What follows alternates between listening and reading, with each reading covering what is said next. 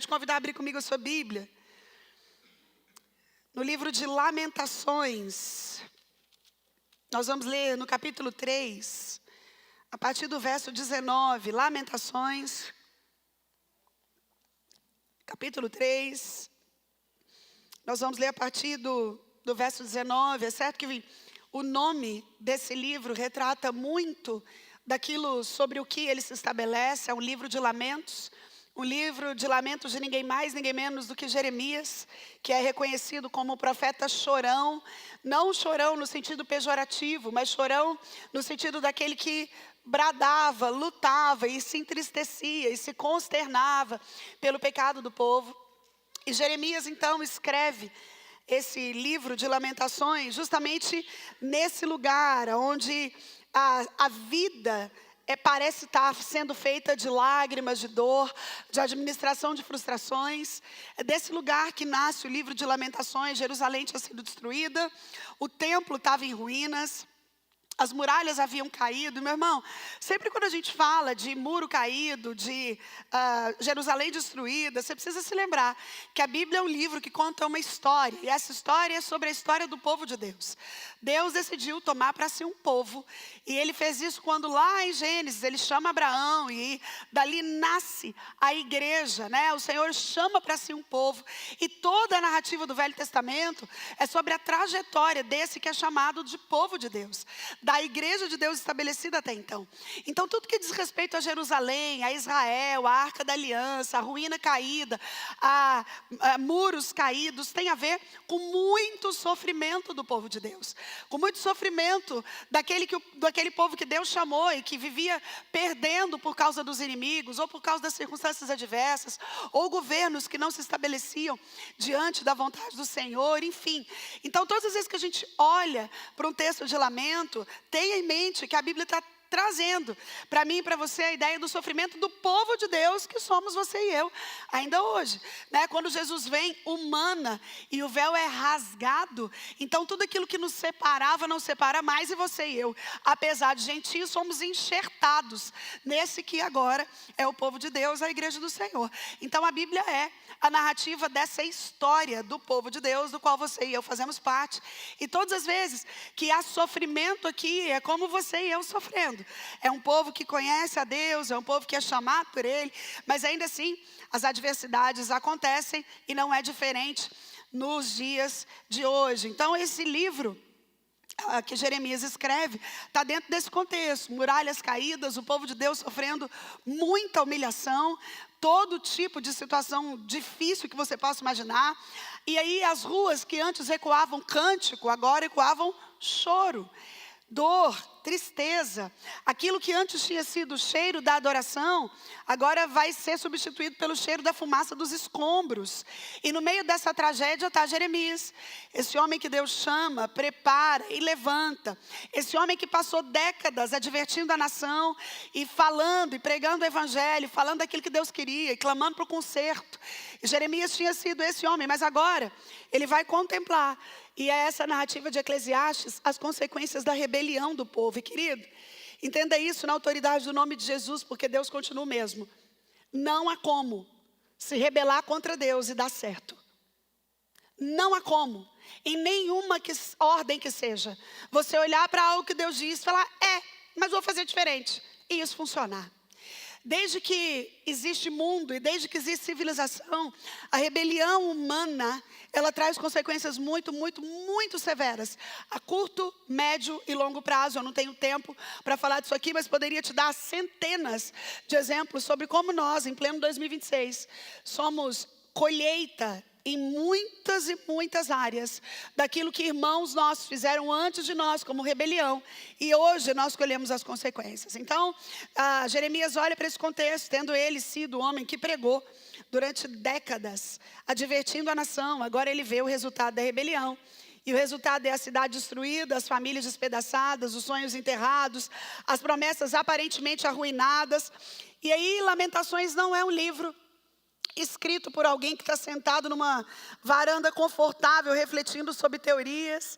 Não é alguém que está em condições ideais e nem é alguém que está querendo algum tipo de performance. Lamentações é um diário de um homem que escreve com lágrimas nos olhos, com dor no coração.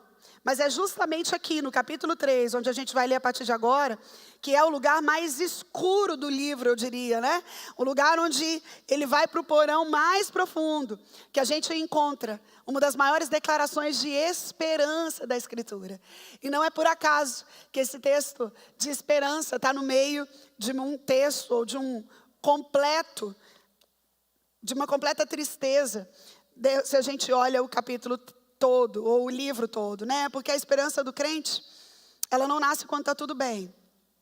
Ela nasce quando tudo parece perdido, mas ainda assim você consegue se lembrar que Deus continua no trono, que Ele continua no controle, que Ele continua sendo Deus.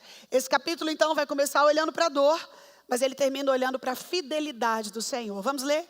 Lamentações, capítulo 3, a partir do verso 19.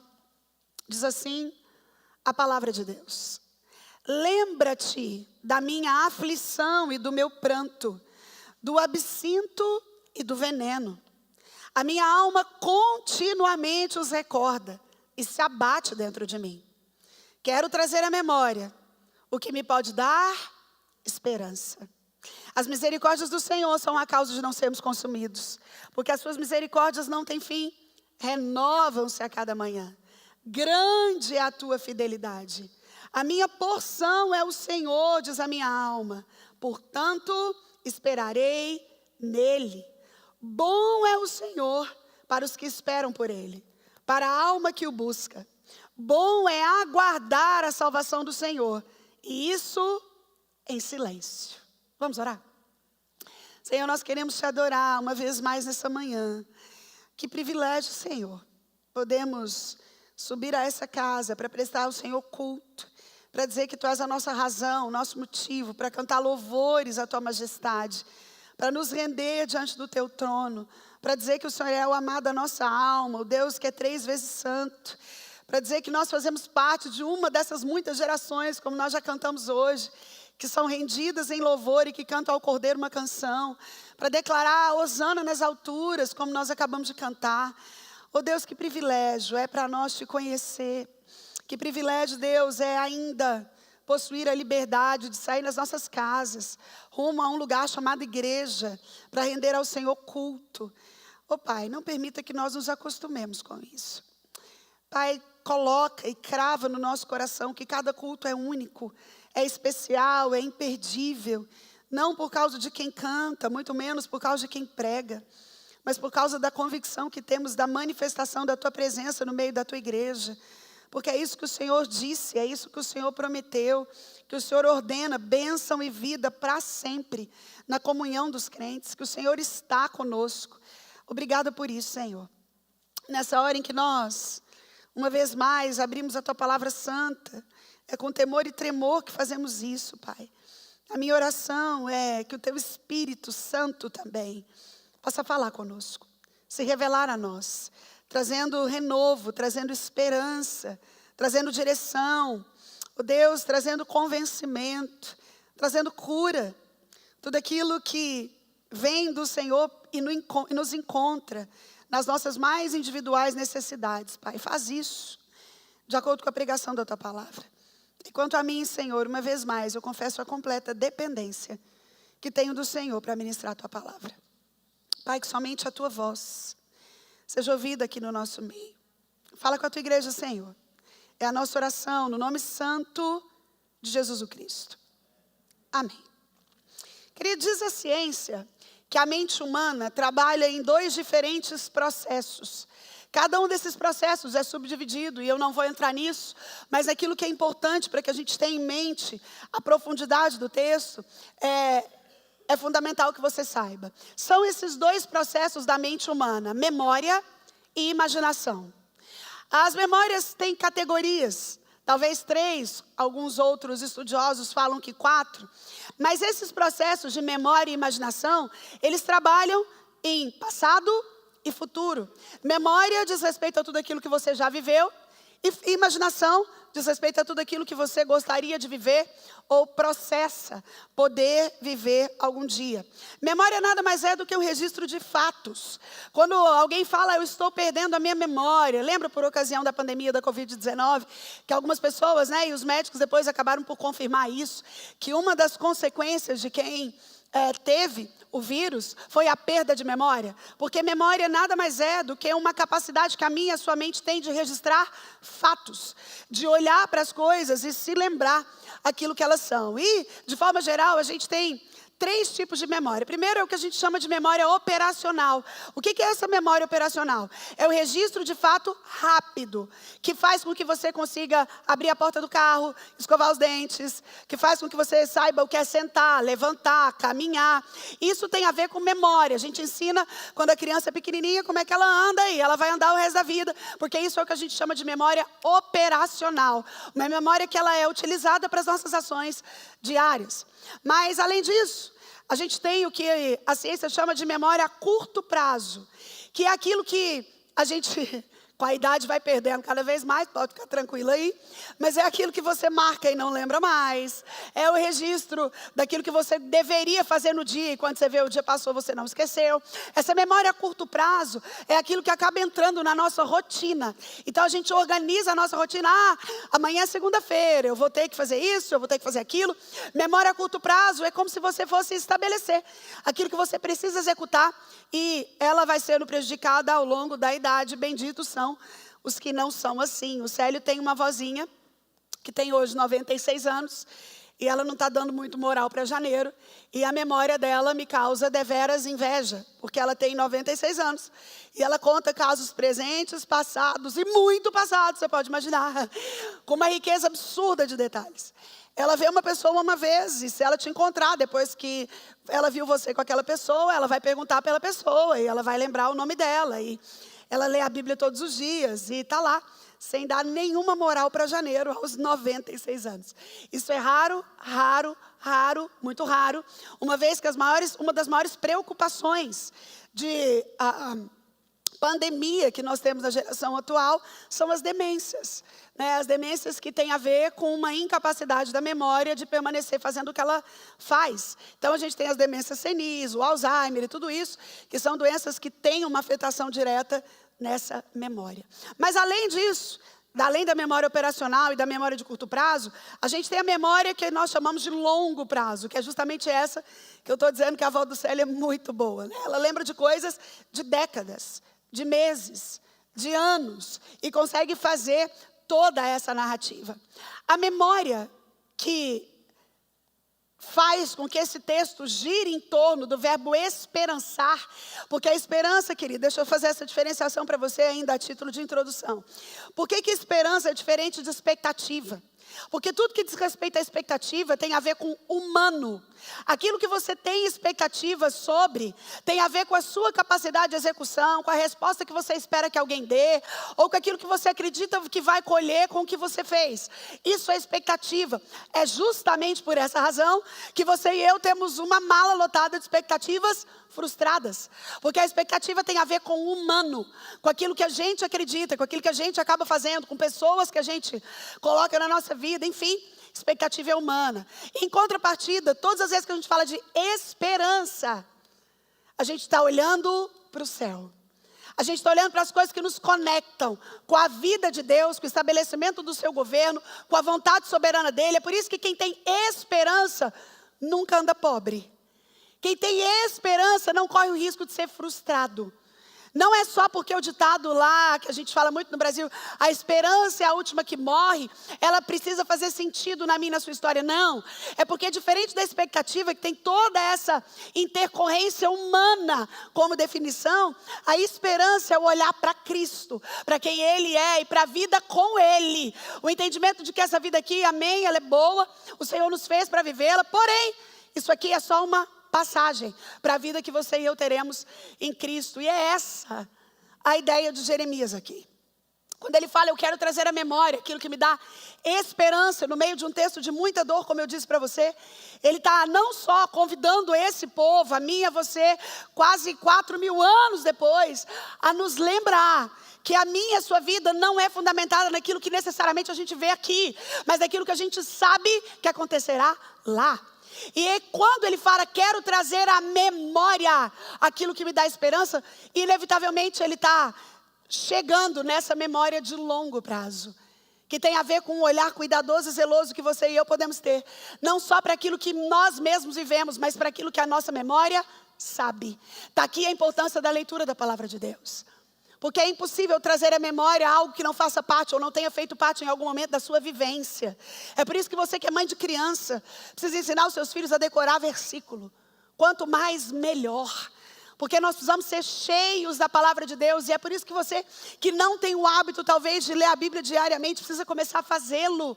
Porque trazer à memória o que dá esperança não tem só a ver com aquilo que Deus já fez na minha vida, mas tem a ver com aquilo que eu sei que Deus fez ao longo da história. Então só para você entender que a Bíblia é um livro altamente científico. E aquilo que hoje a gente tem muita explicação, a Bíblia já trazia há muito e muito e muito tempo. Eu quero olhar com você para esse texto de uma forma breve e aprender dele algumas lições preciosas para esse renovo da esperança.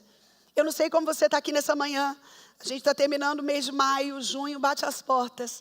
Eu sei que aqui para a nossa realidade, junho traz toda a cor do verão, todo esse aspecto de que a vida é mais suave quando o sol está quente, quando a gente pode usar roupas mais leves e quando a gente consegue se comportar de uma forma mais tranquila, menos recolhida. Mas quem sabe, apesar de tudo isso, você está aqui nessa manhã precisando de renovo de esperança. Algumas áreas da sua vida continuam tão cinzas quanto o dia mais frio do inverno. E esse texto é, sem sombra de dúvidas, uma direção para esse renovo, uma direção para esse estabelecimento da esperança, uma direção para esse olhar, que é o olhar que Cristo quer que você e eu tenhamos, apesar de tudo aquilo que vivemos. E a primeira coisa que a gente aprende com esse texto, está logo aí no verso 19, se você pode, mantenha a sua Bíblia aberta, para que você vá conferindo comigo aquilo que a palavra de Deus direciona a mim e a você. Verso 19 diz assim, lembra-te da minha aflição e do meu pranto. A primeira coisa que a gente aprende aqui é que Jeremias é como se ele quisesse fazer Deus se lembrar da dor dele. Em se tratando de memória e de lembrança, isso cabe muito do que eu estou dizendo, é como se ele pensasse que Deus não tem memória a curto prazo. É como se ele falasse, Senhor, lembra da minha aflição, porque Jeremias está falando de um tempo que não estava muito distante. E esse é o primeiro movimento do texto que a gente leu, e é um movimento surpreendente, porque Jeremias não esconde a dor, Jeremias não espiritualiza o sofrimento. Sabe quem conta do sofrimento e fala, mas Deus é bom. A pessoa acaba de te contar uma tragédia. É por isso que, querido, deixa eu só te falar uma coisa. Durante muito tempo trabalhando com gente, cuidando de gente, e escutando gente, e estudando sobre gente, a gente vai aprendendo algumas coisas que eu vou te falar, por exemplo. As pessoas que perdem alguém e que estão diante de um cenário de luto, elas geralmente falam que uma das coisas que mais as incomoda, mesmo sendo crentes, mesmo sabendo de todas essas coisas, é quando você vai num culto fúnebre, e aí você está lá, você está diante de um velório, e aí você chega e fala alguma coisa assim, foi melhor assim, né? Deus sabe de todas as coisas. Ô, querido, a pessoa até sabe que Deus sabe de todas as coisas, mas ela não quer escutar isso. Ela não quer escutar isso. Então, nesses momentos de dor, sabe o que a gente faz? Abraça em silêncio. E fala, fica comigo, eu estou aqui. Eu estou aqui. Porque às vezes a gente quer falar, porque isso é justamente o que Jeremias não faz. Ele não espiritualiza o sofrimento, porque o que está sangrando é a alma. Em alguns momentos é até o corpo. Porque existem dores que a gente sofre na vida que o corpo dói. O corpo começa a padecer. E Jeremias não fica espiritualizando dor, querendo ser muito crente nesse momento. Ele fala, Senhor, lembra aí que está pesado aqui. Lembra da minha aflição. Ele não finge que está tudo bem. Ele não quer mostrar uma fé que naquela hora não está operando do jeito ideal. Ele não coloca um sorriso religioso sobre uma alma quebrada. Ele vai para diante do Senhor e fala: lembra-te da minha aflição. Ô Senhor, lembra porque aqui está doendo. A palavra utilizada aqui no hebraico comunica um sofrimento profundo, uma espécie de esmagamento, uma miséria humana. E Jeremias chega diante do Senhor e fala: lembra. Porque ele começa a descrever uma alma cansada. Esse homem que durante décadas tinha conduzido o povo, pregado para o povo, falado do que deveria acontecer, agora está vendo ruína. E a ruína faz a alma dele chegar no limite. E é uma alma que é exposta a um peso de uma realidade cruel, aparentemente insuportável. Sabe, querido, a gente vive numa época que confunde fé com negação emocional. Fé não é negar o que sente. Fé não é fingir que está tudo bem porque você conhece aquilo que você acredita que sustenta todas as coisas. Sim, Deus sustenta todas as coisas. Mas há uma diferença abismal entre fé e negação emocional. Porque aquilo que é emocional é almático. E a alma sofre diariamente porque ela acumula as nossas vivências, pensamentos, angústias, decepções e tudo aquilo que inúmeras vezes eu já comentei aqui com você. Ao contrário disso, a Bíblia não ensina essa fé que nega as emoções. Ao contrário, a gente olha para a Escritura e a gente encontra um Davi que chorou, um Jó que chorou, um Elias que chorou, um Paulo que chorou, um Jesus que chorou. Todos eles deram voz àquilo que estava acontecendo dentro, porque o cristianismo não é uma religião que nega as lágrimas. Não é uma religião que te chama a não chorar nunca mais. Pelo contrário, no mundo tereis aflições, talvez é uma das maiores placas do cristianismo. Mas o tem de bom ânimo também é. O tem de bom ânimo porque eu venci.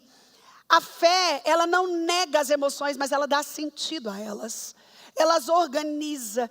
Existem momentos que a dor, dependendo da amplitude dela, dependendo da ordem da qual ela é, se é financeira, se é de saúde, se é uma perda, um luto, um divórcio, um casamento complicado, uma dificuldade com o filho, um problema com um documento, uma esperança que não melhora, uma esperança que parece não resolver as coisas. Jeremias olha para mim e para você diante desse contexto em que ele vivia e nos ensina a enxergar que naquele momento, apesar dos destroços, ele ainda tinha o Deus com quem falar. Ei, querido, você ainda tem Deus. Você pode dizer amém? Você ainda tem Deus. Talvez essa manhã você esteja parecido com Jeremias. Olhando para trás e enxergando alguma perda, olhando para o presente, enxergando alguma dificuldade, alguma dor, algum problema que parece que não resolve, olhando para frente, enxergando inúmeras incertezas, aquilo que às vezes você acreditou que era de um jeito e aí agora está parecendo que não é. Ou talvez, como Jeremias também, a memória de uma dor que se torna mais forte do que a memória da graça. Sabe, existem memórias de dores que se transformam mais fortes do que memória de graça. Memórias de dores que ampliam o sofrimento humano. Mas existe um perigo. Porque quando a dor se torna a única lente pela qual a gente interpreta a vida, ela começa a mentir para nós. Quando a única lente pela qual a gente enxerga circunstâncias, pessoas, a gente começa a mentir para nós mesmos. Vou te dar um exemplo simples. Uma mulher que viveu um relacionamento em que ela foi traída. E aí, de repente, ela começa a dizer, todo homem trai. E ela faz da dor dela a ótica pela qual ela enxerga a existência. Isso talvez é um dos lugares mais perigosos que a nossa alma pode estar. Porque a sua dor, querido, não te define. A dor faz com que você e eu acreditemos que nada existe além dela. E aí ela tenta começar a ocupar o lugar da verdade. Por isso que ela precisa ser reconhecida e nunca internalizada e escondida. É isso que Jeremias faz. Ele sabia que ele precisava continuar. Mas para continuar ele precisava reconhecer a dor. Ele precisava ressignificar o modo de olhar. E aí ele vai para o Senhor e fala, lembra-te. Lembra-te da minha aflição. Alguns mais curiosos podem perguntar, pastora Sara, Deus se esquece? Oh, querido, Deus é um ser outro. Ele não é como você e eu, totalmente refém de emoções humanas, de uma mente limitada. Não, ele não se esquece. A ideia de Jeremias falar, lembra-te das minhas aflições, não é porque Deus se esquece. Porque aqui é muito mais sobre ele do que sobre a pessoa de Deus. É o extravasar da própria dor e não imaginar que Deus, porventura, pode se esquecer. Porque quando eu falo para vocês, se você já ouviu isso alguma vez, que Deus não se esquece de você, eu não estou utilizando uma narrativa exagerada. Eu estou plantando no seu coração uma convicção. Deus não se esquece. Escute, dor é experiência, mas dor não é autoridade. O que eu estou querendo que você entenda é que a dor te amadurece, mas ela não deve se estabelecer.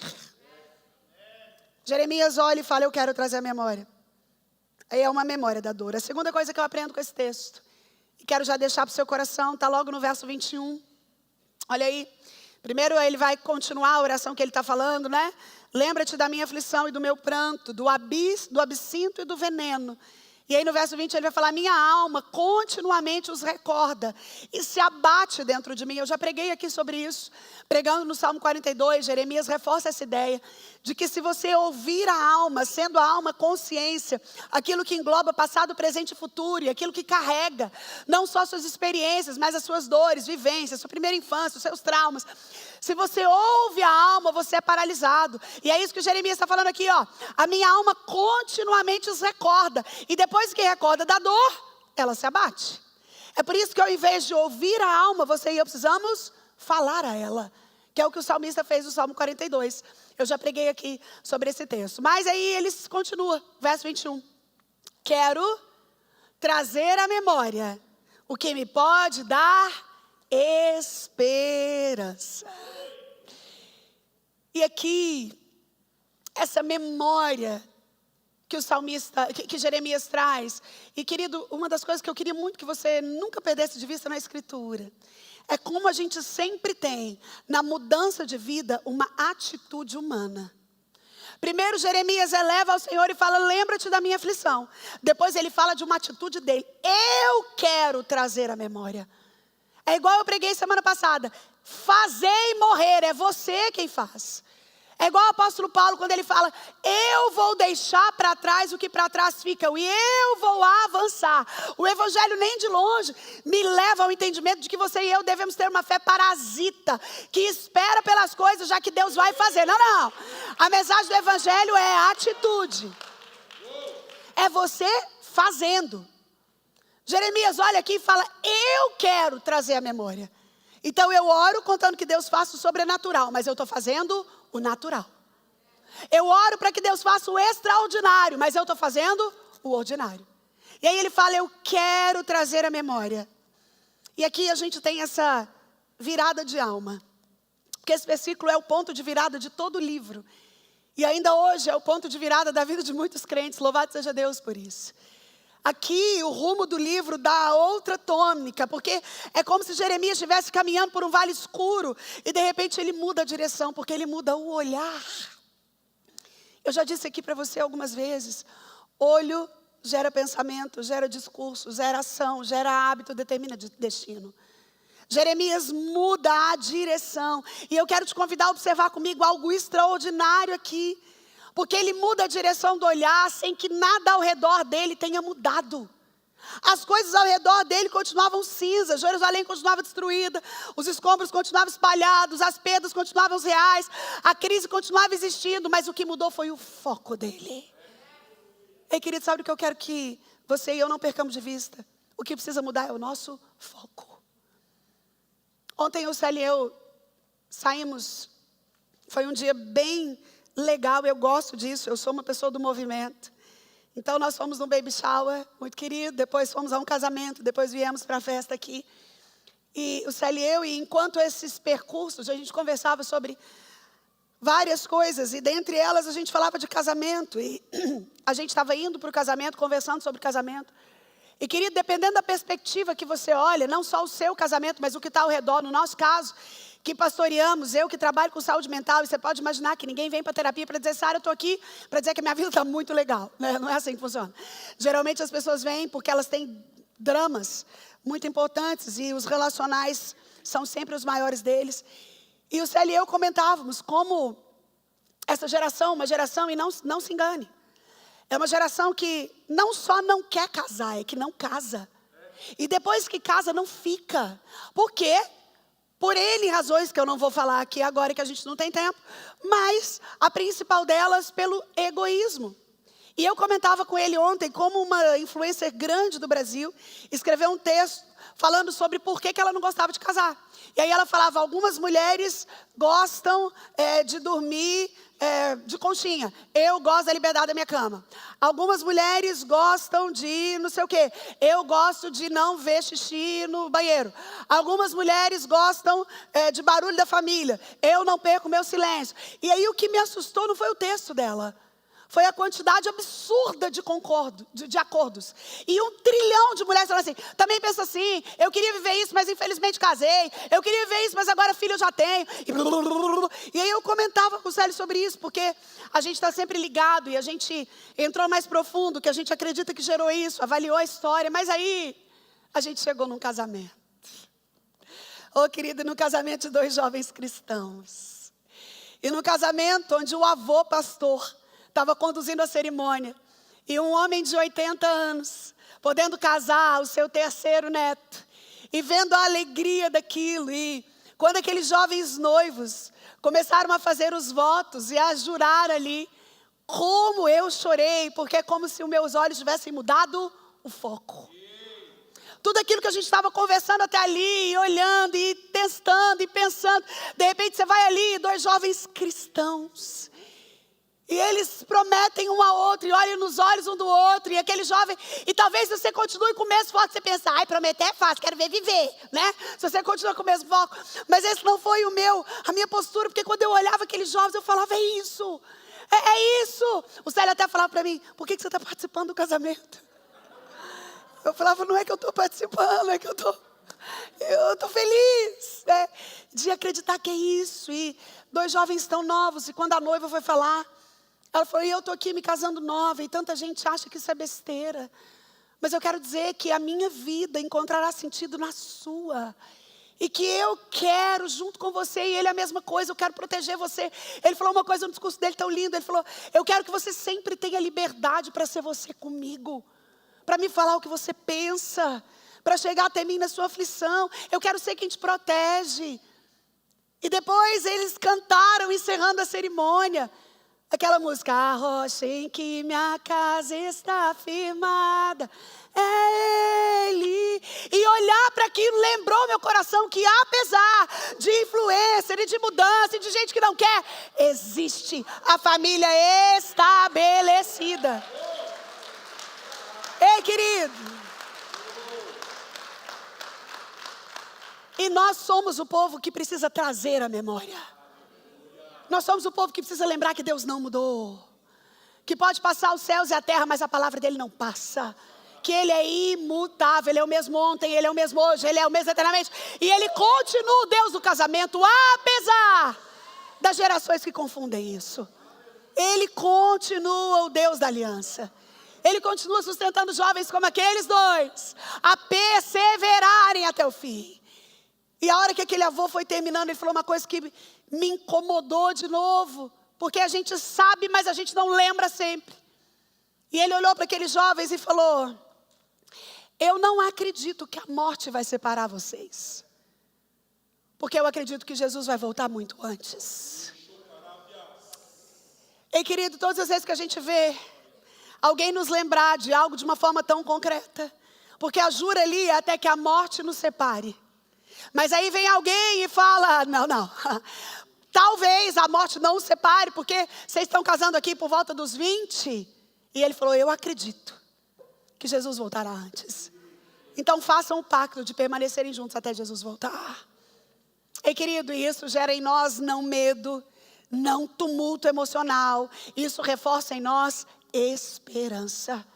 E junto com ela, alinhamento, porque acredite, Jesus está às portas. Jesus está voltando. E Jeremias olha para o redor dele, nada mudou. As coisas continuam exatamente iguais. Mas ele toma uma decisão. Eu quero trazer a memória. Escute, não é uma lembrança acidental, é uma escolha. Ei, querido, como é que você escolhe viver a vida? Para onde é que você escolhe olhar? Você entende que é um ato de guerra espiritual? É uma guerra espiritual, querer trazer à memória o que dá esperança, que é aquilo que tem a ver com Cristo, com a promessa de Cristo, com a vida de Cristo, com o governo do Cristo, a despeito que aquilo que o mundo dá. Você precisa ser feliz do seu jeito, você precisa se afagar, a vida é só uma, você precisa satisfazer seus prazeres, não está bom para você, sai fora. E aí a gente vai entendendo que aqui eu quero trazer à memória um ato de guerra espiritual, é um posicionamento da alma, não é uma esperança que nasce espontânea. Ela nasce porque Jeremias decide alimentar a mente com a verdade. Ei, querido, com o que você alimenta a sua mente? O que você lê? O que você assiste? O que você escuta? O que você consome? Porque nós somos o resultado disso. Martin Lloyd Jones diz que a maioria dos problemas espirituais acontece porque a gente permite que a alma fale conosco, ao invés da gente falar com ela. E por que a gente permite que a alma fale conosco? Porque a gente absorve informações e as informações são divididas entre memória e imaginação. E quando você não sabe organizar memória e informação, isso dá um boom na sua mente. E o boom na sua mente faz com que as suas atitudes não sejam coerentes com aquilo que você crê. Jeremias fala, eu quero trazer a memória. E a pergunta para mim e para você nessa manhã é o que a gente está ouvindo?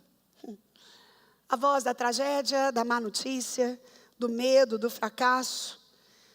Ou a voz da fidelidade de Deus? Porque a maturidade espiritual, ela tem início quando a gente aprende a governar os pensamentos pela verdade revelada e não pela circunstância observada. Você entende essa diferença? Se eu e o Célio olhamos para a circunstância, a gente fala, como é que a gente faz para cuidar de casais no meio que ninguém quer casar? E depois que casa fica arrependido. E depois que tem filho arrepende de ter. E aí como é que a gente faz?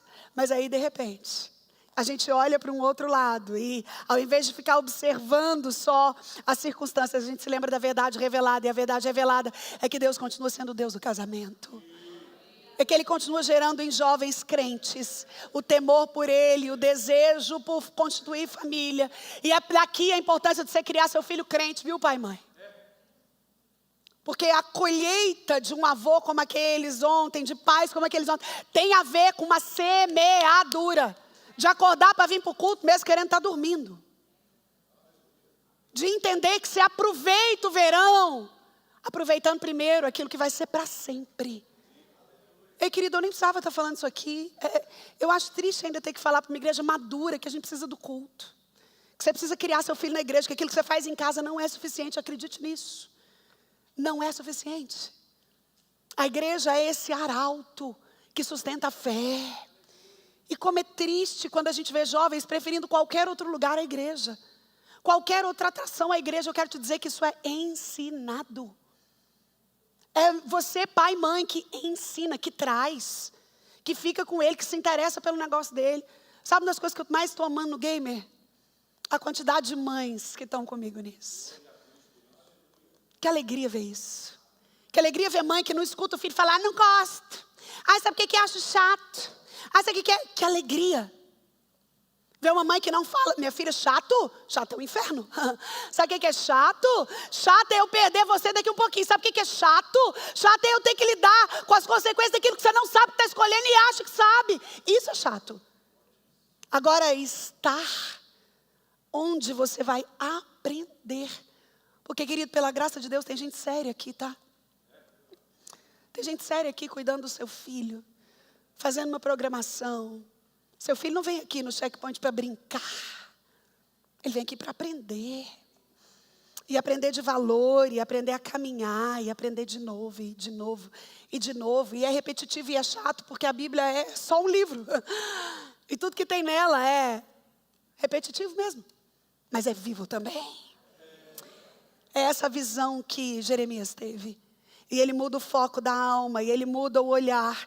E ele não ignora os fatos. Como eu te disse, tudo continua ruim ao redor dele. Mas ele se recusa a tratar os fatos como soberanos. É, querido, o fato que determina a sua dor não é soberano. Você pode dizer amém? Soberano é o Deus que governa o fato. Diante do seu olhar pode ser maior que você. Pode ser mais difícil do que você imagina. Pode ser mais sem resposta do que você gostaria. Mas o fato não é soberano. Soberano é o Deus que os governa. Primeira coisa que a gente aprendeu, então, eu te disse que foi a memória da dor. Em segundo lugar, a virada da alma. Mas tem uma terceira coisa nesse texto, logo no verso 22, olha aí. Jeremias agora vai lembrar que a esperança tem o auxílio da misericórdia. Olha o verso 22. As misericórdias do Senhor são as causas de não sermos consumidos, porque as suas misericórdias não têm fim, renovam-se cada manhã, grande é a sua fidelidade. Aleluia. Jeremias aqui olha para os escombros e ele faz uma descoberta. E essa descoberta é que, apesar de tudo, ainda existe algo de pé, ou alguém de pé, porque Deus continua de pé. Querido, não é a força do povo que está de pé, não é a sabedoria humana, não é a estabilidade política, não é a capacidade de resistência, mas é a misericórdia divina. E deixa eu te lembrar a definição de misericórdia. Misericórdia é diferente de graça, porque graça é um favor imerecido. É quando Deus te concede algo que você não merece. Mas a misericórdia é quando Deus não te dá o que você merece. Então, só é possível que você e eu estejamos aqui por causa da misericórdia. Vou melhorar isso para você. Você e eu, desde Gênesis 3, onde a queda interrompe o relacionamento do homem com Deus, o pecado entra no mundo e a gente recebe, lá por ocasião da concepção, o DNA adâmico. Você e eu estamos separados de Deus. E a Bíblia diz que o salário do pecado é a morte. Então não se engane, o que você e eu merecemos é morrer. Que dia, pastor? Todo dia, pode ficar tranquilo, viu? Todo dia. Só que, o que é misericórdia? É Deus não dando o que nós merecemos. Então é como se ele olhasse e falasse, olha lá o povo, ó, merecia morrer de novo. O salário do pecado é a morte. Mas ao invés de matar, eu vou guardar a família. Ao invés de matar, eu vou preservar a fé. Ao invés de matar, eu vou dar saúde para os filhos. Ao invés de matar, eu vou abrir porta de trabalho. Isso é misericórdia. É Deus não dando o que você e eu merecemos. E aí Jeremias faz uma constatação aqui. Ele fala, as misericórdias do Senhor são a causa de nós não sermos consumidos. Não se engane, não é o seu jeitinho querido, não é a sua performance, não é a sua gestão, não é a sua capacidade de ganhar dinheiro, não é porque você ora demais. As misericórdias são a causa, a única causa de nós não sermos consumidos. E aí ele define isso, porque as suas misericórdias não têm fim, renovam-se a cada manhã. Aleluia. Ei, querido, quando você e eu abrimos os olhos hoje, havia misericórdia renovada. Você pode dizer amém? É Deus de novo olhando e falando, não vou dar o que merece. Aleluia. Não vou dar o que merece. E Jeremias contempla essa misericórdia que impede o fim das coisas. Porque essa misericórdia é maior do que mérito. Mas é também maior do que demérito. Ela é maior que as nossas tragédias, maior que as dores, maior que as interrogações, maior que os questionamentos. Tem gente que olha para a vida e pergunta por que isso aconteceu comigo. Mas Jeremias faz uma pergunta diferente. Ele pergunta como eu ainda não fui consumido. Sendo eu quem sou. Ei, querido, você e eu moramos na gente, não é assim? E essa é a realidade que a gente encara todo dia. Porque pessoas podem até pensar coisas sobre nós. Elas podem olhar para a gente e achar a gente com atitude fofinha. Elas podem gostar do jeito que elas nos veem fazendo, agindo, escolhendo. Mas se você é honesto com você e olha para dentro de você, a pergunta é como a de Jeremias. Como eu ainda não fui consumido? Como o Senhor ainda me poupa? Porque essa é a perspectiva da graça. A graça, ela escancara esse imerecimento. Só é graça quando quem recebe nada merecia. E quando quem dá é 100% bom. Por isso que a graça nos alcançou. Uma graça que não depende de quem nós somos. Não depende do que fazemos. E louvado seja Deus, não depende daquilo que estamos dispostos a fazer. Uma graça que nos alcança pelo sacrifício do Filho. E é isso que Jeremias tinha no vislumbre. Porque a graça vai nos ensinar que cada respiração é um presente. Que acordar é um presente. Que cada oportunidade é um presente.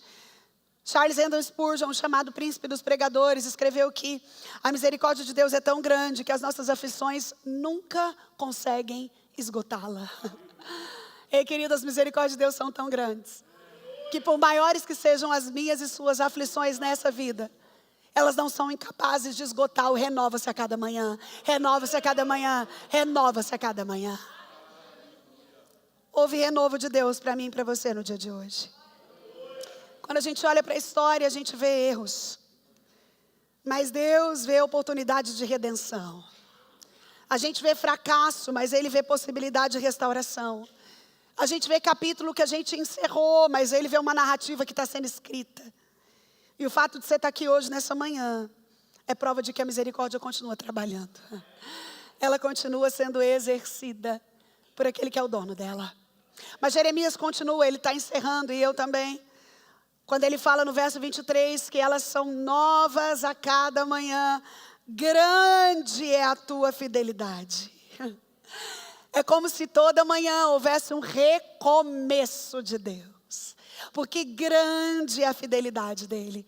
E Jeremias contempla isso de forma extraordinária. Porque, meu irmão, não é que a misericórdia é só abundante, ela é renovável. Ela chega todo dia de novo, o sol nasce, junto com ele tem misericórdia. E não precisa de sobra de misericórdia de ontem, porque são novas misericórdias. E a fidelidade de Deus não vai envelhecendo, ela não desgasta, ela não desesgota, ela não tem crise, ela não sofre interrupção. Ela continua funcionando, enquanto todas as outras, além dela, falham. Ei, querido, nós servimos um Deus fiel. Isso é sobre quem Ele é. Ele é fiel em tempos de crise política. Ele é fiel em tempo de crise moral. Ele é fiel em tempo de uma geração que não quer casar. Ele é fiel em tempo de uma geração de crianças difíceis. Ele é fiel no meio da crise financeira. Ele é fiel no meio do caos, porque ser fiel é sobre quem Ele é. E eu queria que você imaginasse a cena de Jeremias aqui. Jerusalém destruída, um caos instaurado, a ideia de que nada que ele fez resolvia. Mas enquanto isso acontece, o sol continua nascendo, a terra continua girando, a fidelidade continua operando, Deus continua governando. Tem uma música antiga do Voz da Verdade que dizia assim: nunca houve noite que pudesse impedir o nascer do sol. E o quê? A esperança. E não há problema que possa impedir as mãos de Jesus para te ajudar. Sabe o que essa canção está lembrando? Por mais escura que seja a noite, por mais longa que ela pareça. E se você já teve uma noite escura da alma, você sabe o que é noite longa. É aquela noite que você está acordado, você pensa, você sofre, você chora. Aí você olha no relógio, ainda é 00:20. E aí você faz um monte de outras coisas, você lamenta, você levanta, você toma um café e aí você volta, é 1:32. E aí você continua acordado, você pensa, você ora, você ajoelha, você clama, você vai, e aí ainda é 2:03. E aí você vai vendo aquela noite lenta e longa. E com ela, suas preocupações e a ideia de que aquela noite não acaba. E essa canção fala, não tem noite longa que impeça o nascer do sol. A noite pode ser longa, mas o sol vai aparecer. Ele aparece, querido.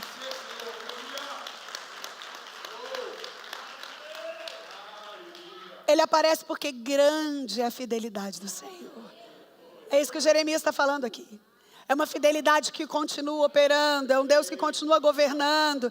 É uma ruína ali que não cancela a soberania aqui. É uma crise aqui que não interrompe o plano ali. É um sofrimento aqui que não anula a promessa dali. Porque cada amanhecer é um sermão silencioso. Onde a gente pode olhar e Deus dizendo de novo, eu ainda estou aqui. Sabe, querido, quem sabe você está aqui nessa manhã e você faz conta de muitas perdas. Você pode ter perdido muitas coisas. Mas eu quero te lembrar que se Deus permanece, o essencial permanece. Porque aquilo que dá sentido à vida não é o que se pode perder. É aquilo que mesmo sem fazer esforços, nós conseguimos manter. A fidelidade de Deus não depende da minha e da sua circunstância. Ele permanece fiel apesar de nós. Porque a fidelidade é sobre o caráter dele. Um caráter imutável, infalível, inerrante, que não muda. Jeremias termina, e eu também já quero convidar a equipe de louvor aqui. Quando no verso 24 ele vai dizer: A minha porção é o Senhor, diz a minha alma. Portanto, esperarei nele. E aqui Jeremias, depois de lamentar, eu disse para você que era no meio do maior dos sofrimentos. Aqui ele vai encerrando o raciocínio dele, pelo menos acerca desse tema. Lembrando a porção que sustenta o coração. Na cultura hebraica, a palavra porção significa herança. Lembrando você que herança é aquilo que você não trabalhou para ter. É aquilo que alguém te deu. Alguém se esforçou e você recebeu. E aqui Jeremias está dizendo, a minha porção ou a minha herança é o Senhor. Ele está falando de segurança, de sustento, de identidade. Esse homem que perdeu quase, mas é quase tudo mesmo. Ao olhar para as circunstâncias, ele descobre que ele ainda possuía o que realmente importava. Porque Deus continuava exatamente no mesmo lugar. A misericórdia continuava sendo renovada. Sabe qual é o problema de hoje, querido?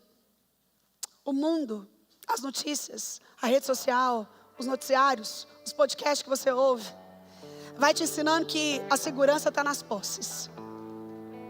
E que se você tiver dinheiro, você está seguro. E que a segurança está na conta bancária, está no status, está no relacionamento, está na estabilidade. Salomão já nos advertiu. Não coloca segurança na riqueza não, porque o mundo gira. Você e eu já contemplamos multimilionários com um negócio errado ficarem quebrados. Porque o dinheiro é efêmero. Assim como é efêmera a saúde. Assim como são efêmeras as nossas seguranças. Assim como a vida é de efemeridade, em efemeridade ela é instável. E tentar procurar a estabilidade e segurança naquilo que é instável. Tentar acreditar que você, pelas suas mãos, podem satisfazer o seu coração. É padecer. Jeremias descobriu algo que o sofrimento geralmente revela. E se você já sofreu, você vai entender, Jeremias. Aquilo que pode ser perdido jamais foi sua segurança verdadeira. Se você um dia perdeu o seu casamento, a sua segurança não estava nele. Você vai entender que a sua segurança não estava nele. E tem gente que acredita que casar é estar seguro. Não. O casamento cristão é feito de duas pessoas que já são seguras, porque a segurança delas é em Deus.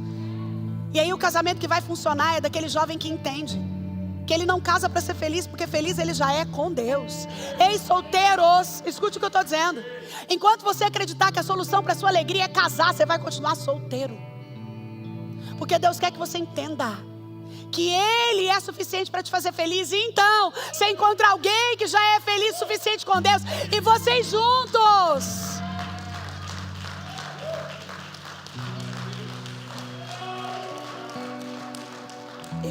juntos vão construir uma casa para a glória de Deus. Não é porque você precisa casar para ser feliz. Não. Porque a felicidade do cristão está em quem Deus é, a despeito das outras coisas.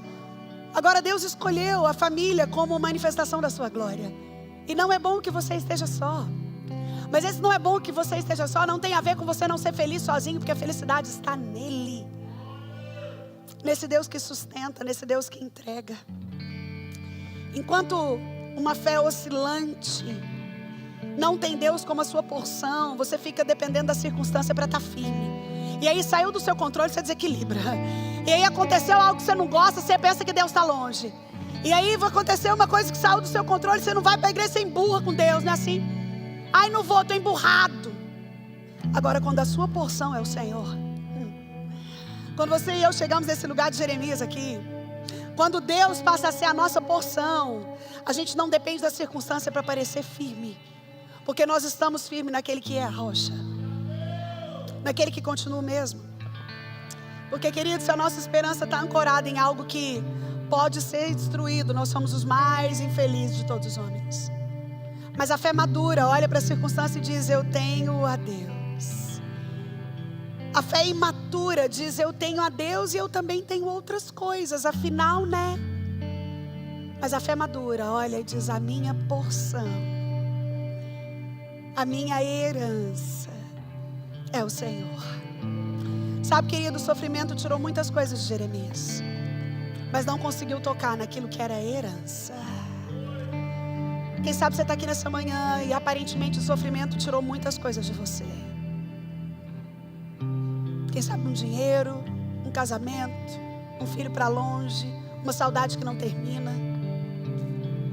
Mas eu quero te dizer que a sua herança é o Senhor. Você continua intacto. Se a sua porção é o Senhor, você continua intacto. Você pode se colocar de pé em nome de Jesus. Eu encerro com o verso 25. Que Jeremias vai dizer: bom é o Senhor para os que esperam por Ele.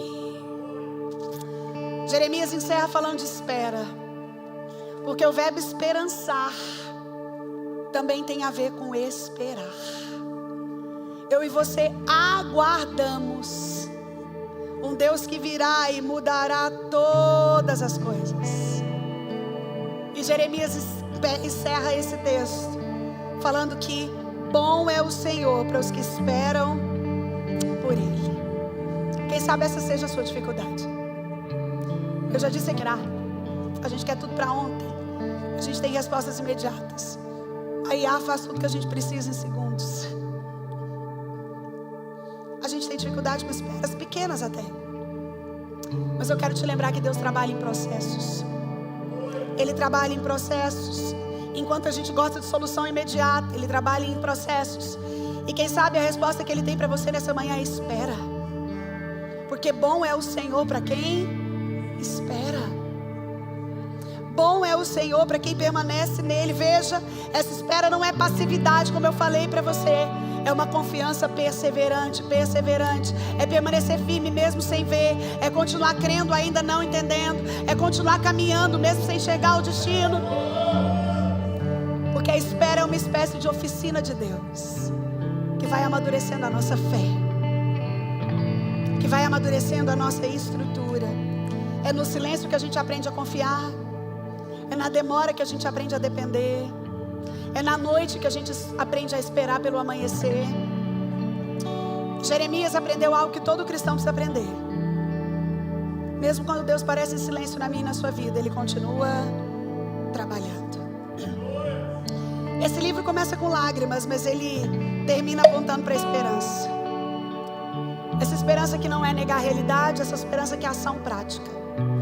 As ruínas eram reais, a dor era real, as perdas eram reais, mas Deus era mais real que tudo isso. E querido, isso continua sendo verdade na minha e na sua vida.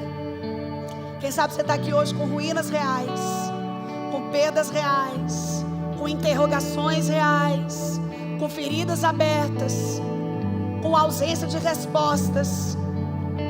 Mas eu quero te dizer que Deus continua mais real que tudo isso. Ei, querido, Ele é mais real que tudo isso.